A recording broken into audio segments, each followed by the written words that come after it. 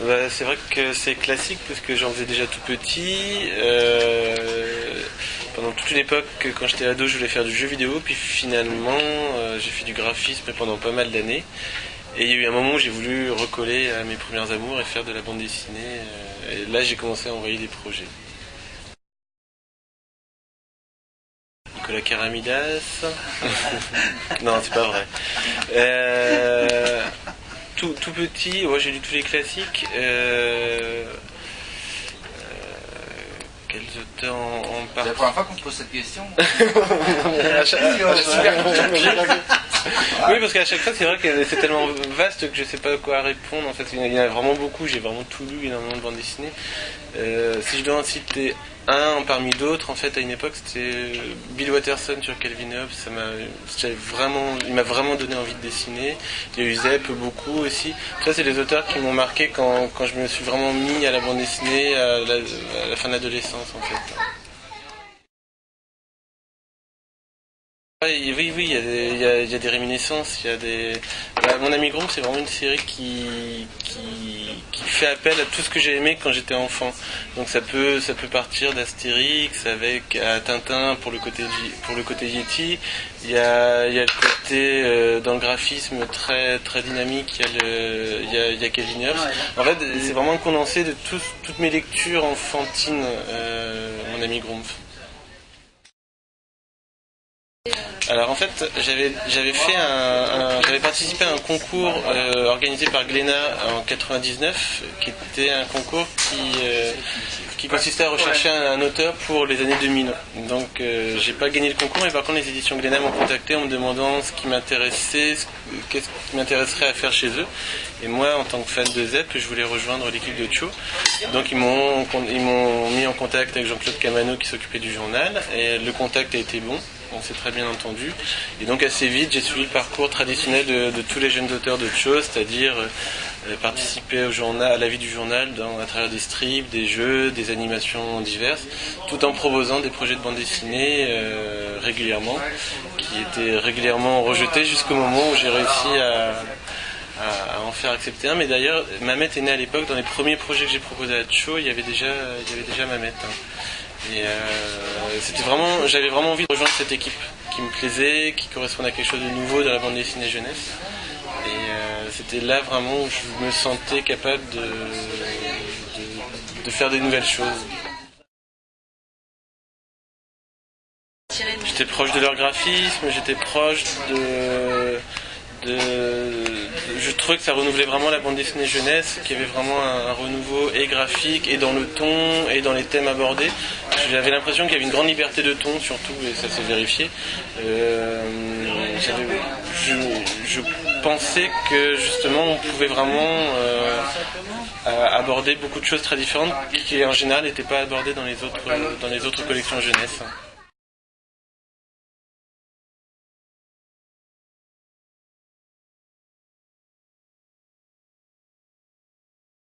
À la limite, j'étais tellement lecteur de Cho, je crois que justement c'est dur au début quand on démarre d'aller dans ce qui est le plus proche de soi. Donc j'avais encore tendance, je crois, sur ma première série Box, justement à être encore dans un certain moule. Alors que c'est vrai que les années passant, j'ai eu envie, je suis devenu père, j'ai eu envie d'aborder des choses plus personnelles. Grumpf est né entre temps aussi, parce que finalement Grumpf j'ai commencé Grumpf entre Box et entre Mamet.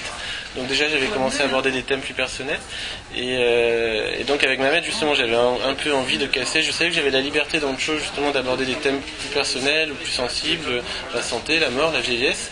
Je trouvais que c'était assez décalé et nouveau de le faire dans une collection jeunesse, et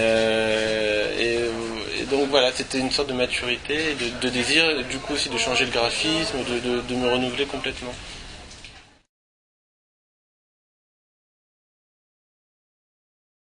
Et en fait, au début, quand j'ai lancé Mamet dans Cho, donc c'est vrai que j'avais l'avantage déjà d'être devenu entre-temps rédacteur en chef du journal, ce qui permettait quand même de pousser mes propres projets un peu plus facilement. Et c'est vrai que par rapport à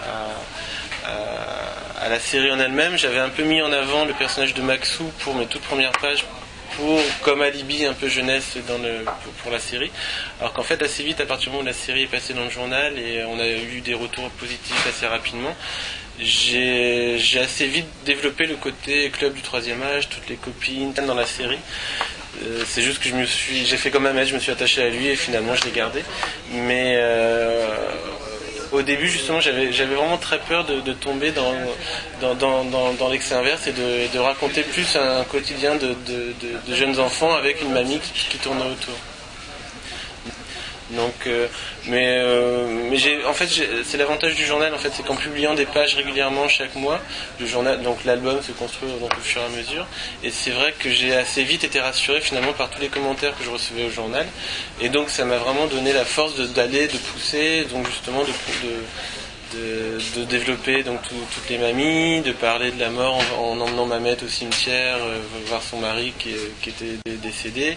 Ça m'a vraiment, tous les commentaires chaque mois m'ont vraiment poussé à aller vers ce que je voulais faire. Ah oui, tout à fait. C'est-à-dire qu'à partir du moment où la série est passée en album, en dédicace et en salon, on s'est vite rendu compte que finalement il y avait énormément d'adultes qui venaient. Et finalement, c'est assez dur de définir le lecteur type de Mamette. En salon, il y a vraiment toutes les générations, mais je dirais que c'est quand même finalement beaucoup plus adulte qu'enfant. Par contre, je suis très attaché au fait qu'il y ait des enfants qui lisent Mamette, et justement, qui me disent que c'est pour eux, ça leur rappelle leur grand-mère, ou ils l'offrent à leur grand-mère ou à leurs parents. Ce qui me plaît dans la série, c'est que les lecteurs se le passent entre générations dans une même famille. Finalement, c'est vraiment une série qui parle des générations et de la famille, des relations familiales, et ça me plaît maintenant que la série commence à être bien installée, qu'il y a un troisième tome, que les gens savent plus ou moins de quoi elle parle, je vois vraiment en festival, on commence vraiment à me parler justement de ce fait de se passer l'album, du relais en fait au sein d'une même famille. Le côté intergénérationnel fonctionne bien et ça me plaît.